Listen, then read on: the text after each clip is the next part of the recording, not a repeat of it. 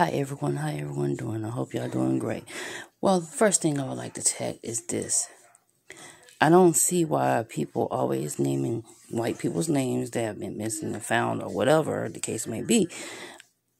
If more people, okay, just like Kanika Jenkins, just like Tess Bland, and all these other black people that have been missing or killed by cops, you know what got the cops to look at the case? Because they didn't want to hear no more. Social media.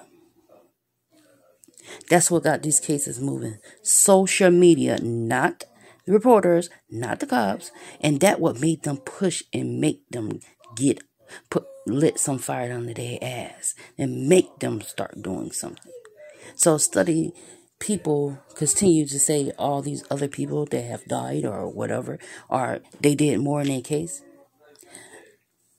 What happened to that white girl? What's her name? I keep hearing her name every 5 minutes. Where she was looked at and the cops was trying to arrest her for being a pub boyfriend, even though her neck was red like she'd been choked. Her wrist had a mark print on it like he grabbed her. So, but she was treated like the bad person. So, with that being said, they didn't do too much about that, and she ended up dead because the person that was doing the violence was the boyfriend, not her. So, she died a horrible death, regardless of what the cops did after. She was already dead. They could have stopped that. She could have been still alive. Now, we'll go on with this case here. Okay. Now, for 5 years, she has been missing for 5 years. Her parents and her family members have been looking for her, have been getting on the cops. The cops haven't been doing too much. But once when they found out that the father, a friend of the father, was the baby's father, why didn't the father and the families harass his ass? I know I would have. I would have fucking followed his ass everywhere. He been following harassment shit on me. But that is not to say anything about the family. No, because they're grieving. But my point is, did anybody think to follow his ass? Did anybody think of that? Also, when the FBI got involved, don't understand why nothing was done about it then, because after 5 years they interviewed the teller at the bank, which is weird for her to remember then. And also, they also finally decided to look at the records of his phone records, even though he would have had a different phone then. But that doesn't matter. The fact about it is, they should have got an investigator and threw it in their face, because it was just crazy. And I'm like, it's heartless thinking of how it's no justice for this woman. Okay, they can even still find her body. What do a state attorney do? Yeah, I gotta think what a state attorney supposed to do, press charges on people and stuff like that. But most likely her body is in that landfill, because why else would he be researching it and find out where it goes and all that? That right there is a key point right there. And he was already in suspicion of it. So, damn, 5 years, that's a long time for them to sit there and be investigating one little motherfucker. And he's black. So I'm like, damn, this will be the time when they actually get his ass. Yeah. And there's a lot of other black men in damn jail for things they haven't done. But this one right here, they just let go. Do he have connections or something? I mean, dang, he was a friend of the family. So I don't understand. The other thing I don't understand, how the family didn't know who the father was, but they said they was close. I would have been handle her as who is the father? I know my cousin that got pregnant at a young age. Oh, we found out who he was. But I'm just saying, nothing bad about the family or whatever, but I'm just hitting out here for the next person, family member gets missing. We should ask why they're trying to keep the baby father's name secret and stuff like that. So I'm just wondering. I'm an outsider looking in, so and y'all can hear the videos and y'all can judge for yourself.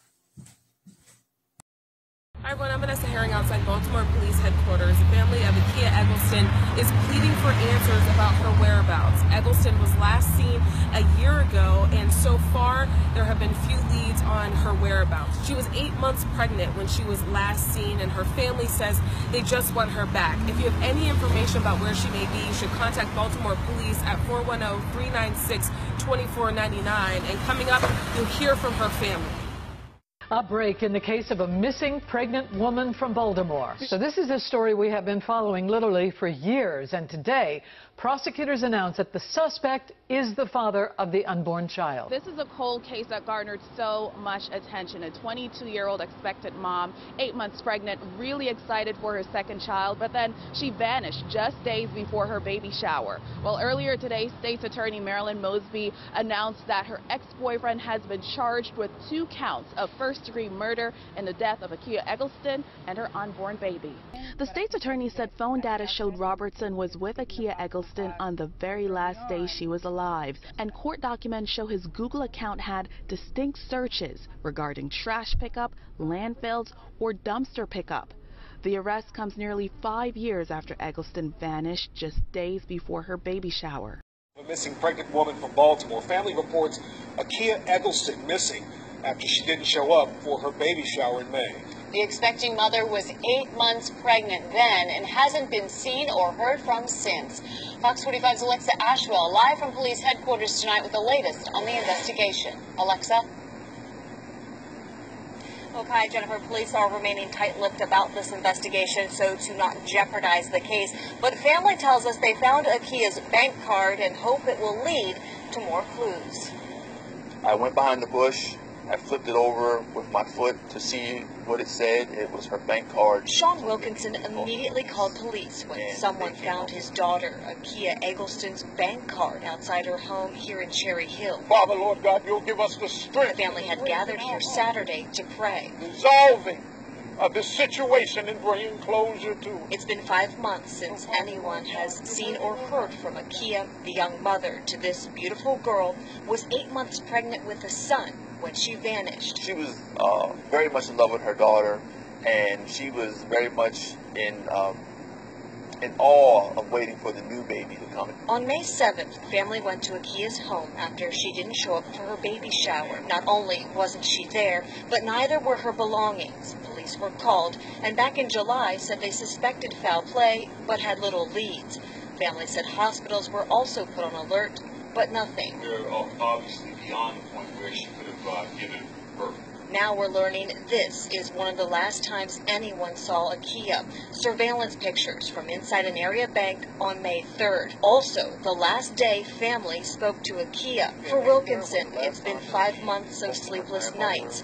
The family desperate for this young mother and the grandson they had been waiting for to come home. Someone to be touched. You know, their heart to be touched, their moral conscience to be touched, and come forward with some type of information. And tonight I checked with police. Investigators say they have no comment on any investigation, any part of this investigation at this point in time. Akia's family stresses anyone with information can report it anonymously. Reporting live from police headquarters, Alexa Ashwell, Fox 45 News. Alexa, thank you. Natalie Holloway, Kaylee Anthony, and Elizabeth Smart. Their disappearances made national news and they became household names. Here's another name, Akla Eggleston. She was 23 when she vanished in Baltimore after withdrawing a few $100s from a bank. 8 months into her high-risk pregnancy with her second child, she was getting ready for a baby shower just 4 days away. Unfortunately, Akia's name and story are probably new to you, and many believe Akla and the thousands of missing black women and girls across the country would get the attention they deserve if there was a different element there, and that's the race. Tonight, we're talking with her stepfather and also with the co-founder of the organization Black and Missing. The family's hope and ours is that someone will have the courage to come forward and help solve this case. First, BNC's Laverne McGee tells us more about Akla. You know, I always remember, as I look at the pictures of her now, when she was a little girl, I always remember her always singing and dancing. And Sean Wilkinson lives with the burden of not knowing what happened to his oldest stepdaughter, Akla Eggleston, and the baby boy she was 8 months pregnant with when she went missing. The pain, even after more than 4 years, feels fresh. I still get up in the evenings. I pray for her and ask God that, she will be well and that closure will come to this family. Akla vanished in Baltimore May 3rd, 2017. This image from a bank surveillance camera is the last captured before she disappeared. Akla, 23, withdrew money to move into a new place with a child's father. A friend then dropped her off at her apartment. No one has seen or heard from her since. It's just the not knowing that gets you every day. The smallest tip could be the one that opens the door to finding out, what happened on May 3rd after she was dropped off at our home. When you're Black and missing, cases often don't get the attention they should. Wilkinson says police wasted precious time for a month. She is just trying to get herself together, or even she doesn't want to be found. We've heard those type of scenarios out of, the mouths of police officers. And again, I think that this is an issue that not only spans Baltimore City Police Departments, but probably police departments all over when it comes to people of color. Akla adored her 2.5-year-old daughter, Emery, was enduring a high-risk pregnancy and planning a baby shower just 4 days away. We know as a family that she didn't walk away from her life. I mean, yes, it may have been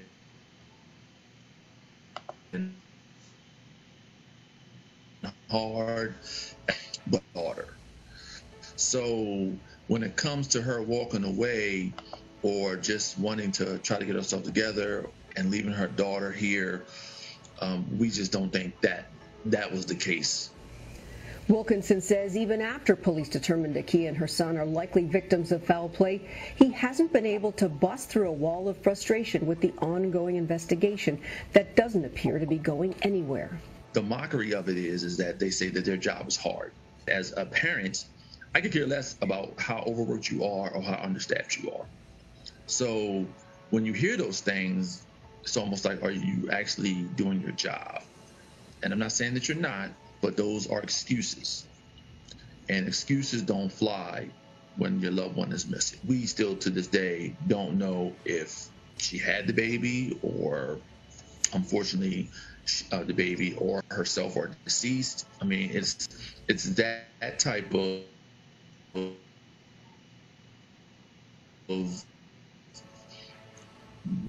For Making the Case, I'm Laverne McGee. We reached out to the Baltimore. Now I want to bring in Akla's dad, Sean Wilkinson, and Natalie Wilson, co-founder of the Black and Missing Foundation. Glad to have you both on tonight. Thank you. Thanks for having us.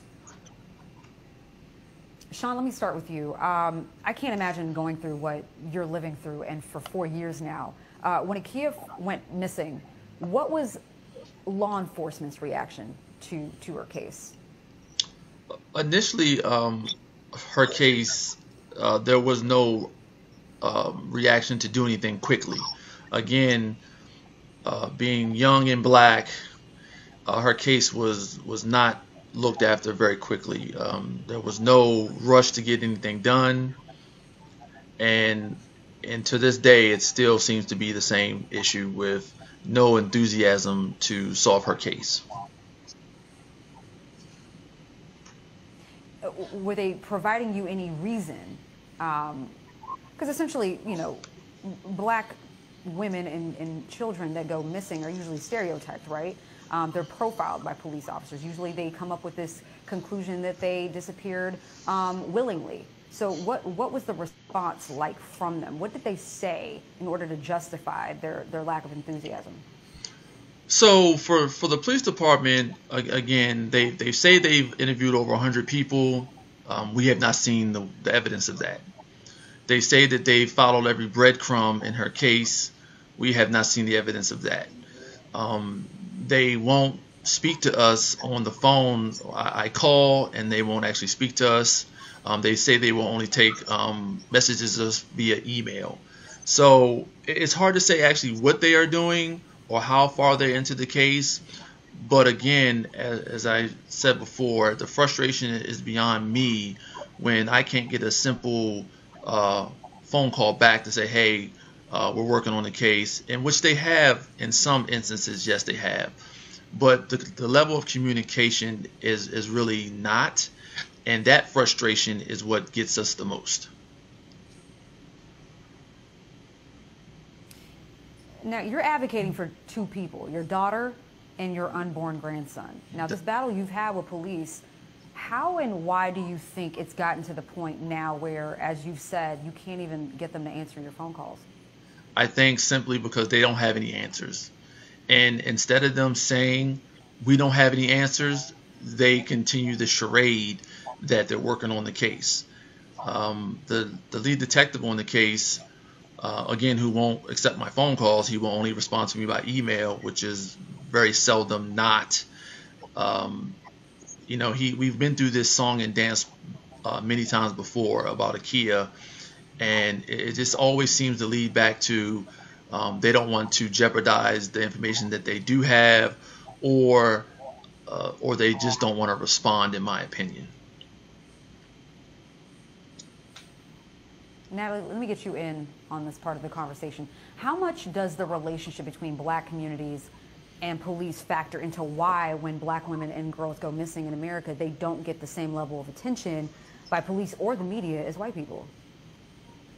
Well, we know that there's a sense of distrust between the minority community and law enforcement. I mean, we live it, we see it every day.